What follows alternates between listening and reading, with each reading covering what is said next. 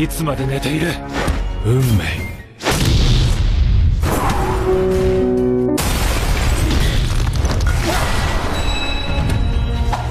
開演。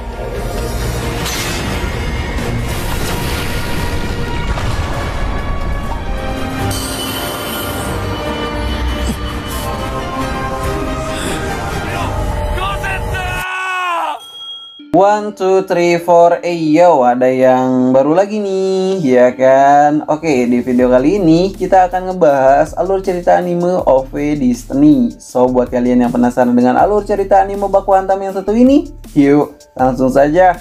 Wadaw! Dulu kala ada sebuah asteroid yang datang ke bumi. Asteroid itu mengakibatkan kekacauan di mana-mana, karena ternyata kumpulan asteroid itu bisa berubah menjadi monster raksasa yang membuat populasi manusia makin kacau saja. Sampai suatu ketika muncullah para manusia yang memiliki kekuatan super dari sebuah batu kuno. Dan mereka semua disebut dengan Mustikad dan juga pengendalinya Konduktor. Mereka berdua suka baku hantam dengan para monster guna untuk menyelamatkan dunia ini. Pada suatu hari di suatu kota, seorang ibu menceritakan sejarah kelam dunia ini, di mana semenjak kemunculan para monster itu, dunia ini tidaklah damai.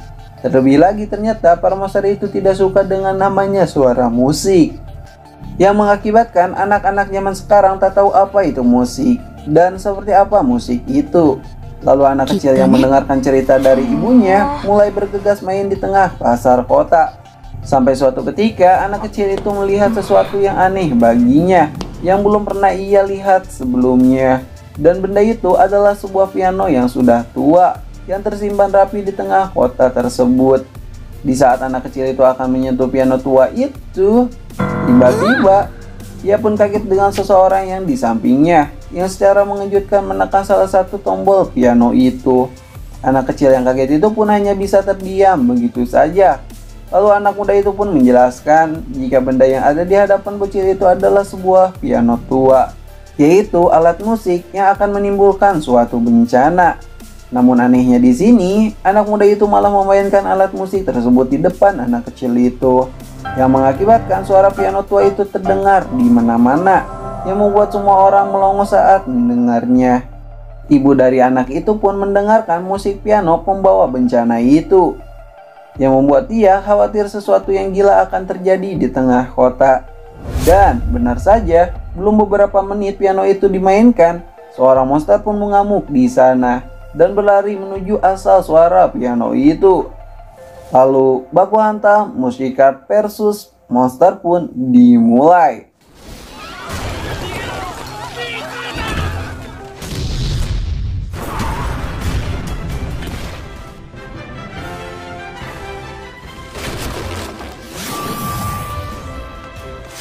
Anak muda itu pun mulai memainkan tempo baku hantamnya, yang berhasil mengalahkan monster menyeramkan tersebut.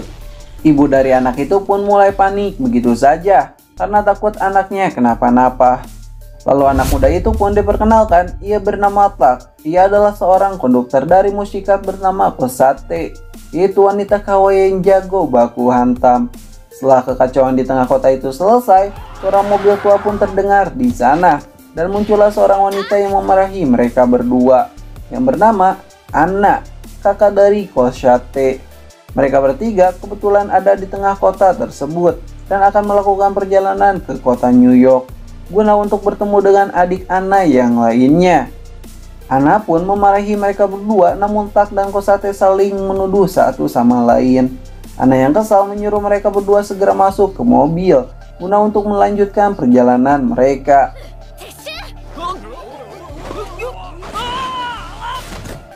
Di dalam mobil, Tak mulai mengeluh kepada Anna karena dia masih belum puas bermain piano di tengah kota.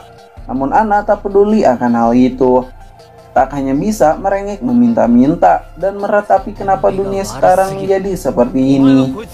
Singkat cerita, mereka pun beristirahat sejenak dari perjalanannya itu sambil menanyakan kepada Kang Koki apakah perjalanan di depan sana akan aman-aman saja jika mereka bertiga melewati dengan santai begitu saja. Namun paman Kang Kopi menceritakan dengan sangat berat hati jika mereka bertiga melewati jalur depan, maka itu sama saja mereka bunuh diri.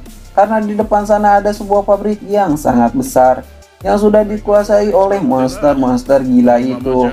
Anak yang mendengarkan penjelasan dari si paman Kang Kopi mulai memutar otaknya dan membuka peta perjalanan mereka, di mana mereka mau tidak mau, suka tidak suka harus bisa melewati jalur itu. Lalu mereka pun mulai memikirkan bagaimana cara dan harus berbuat apa ke depannya. Sampai pada akhirnya, Tak dan Kosate pun menyimpulkan dengan pilihan mereka. Tak pun memutuskan lengannya dan mengubah Kosate begitu saja. Lalu Kosate pun pergi di depan mereka tanpa ada sopan-sopannya. Anak pun mulai menyalahkan tindakan Tak yang lagi-lagi membuat keputusan yang konyol di saat kondisi seperti ini. Anak yang khawatir dengan adiknya yaitu Kosate mulai menyusuli Kosate ke dekat pabrik terbengkalai itu. Sebuah ledakan dahsyat pun terdengar di sana yang menandakan kekalahan Kosate dan Tak dari para monster-monster itu. Anak yang melihat Kosate babak belur serta pingsan begitu saja mulai menangis sekencang-kencangnya sambil berkata, "Kosate!" dan membawa Kosate ke tempat Kang Kopi itu. Lalu keesokan harinya, Kosate dan Tak pun sudah sembuh dari pingsan mereka, serta makan bersama-sama sambil memikirkan bagaimana cara mereka melewati jalur iblis itu. Anak melihat tingkah laku Kosate dan Tak yang tak bisa diatur mulai stres dibuatnya. Lalu Kosate menjelaskan bagaimana ia bisa kalah saat baku hantam melawan para monster-monster itu kemarin, di mana Kosate mengira kukira Baiwan ternyata bawa kawan. Dan terlebih lagi, Tak sebagai konduktor tak berada di TKP yang membuat kekuatan dari Kosate tak bisa keluar sepenuhnya. Tak yang mendengarkan itu hanya bisa menyalahkan Kosate yang lemah begitu saja. Lalu Tak pun mulai memikirkan rencana yang sempurna untuk mengalahkan para monster-monster itu. Paman Kang Kopi pun hanya bisa melihat mereka berdiskusi guna untuk bisa memecahkan masalah ini. Yang pada akhirnya mereka bertiga pun memutuskan sesuatu yang gila yang mereka akan coba. Lalu Shin pun berpindah ke tengah-tengah kota, di mana ibu dan anak-anak itu melihat piano yang sebelumnya dimainkan dengan sangat indah oleh Top. Anak-anak itu pun meminta izin kepada ibunya guna untuk hanya menyentuhnya dan melihatnya dari dekat. Di saat anak-anak itu akan memegangnya, tiba-tiba piano tua itu pun dibawa oleh Kosate begitu saja. Semua orang yang melihat itu hanya bisa melongo saat melihatnya dan tak percaya dengan kekuatan Kosate si gadis kawaii itu. Lalu sore menjelang malam pun telah tiba, di mana rencana gila mereka akan segera dimulai. Tak bersama Kosate sudah ada di dalam kawasan pabrik tua itu, guna untuk memancing mereka dengan cara memakai piano tua di dalam pabrik itu, agar semua para monster itu keluar semua tanpa ada yang bersembunyi begitu saja. Kemudian piano tua pun dimainkan, yang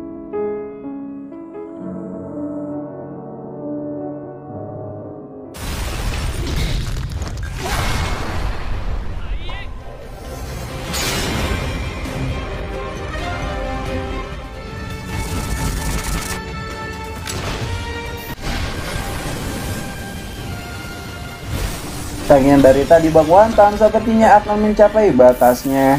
Namun Kosate terus menekan monster itu, yang alhasil Kosate pun memaksa Tak untuk mengeluarkan semua kekuatannya.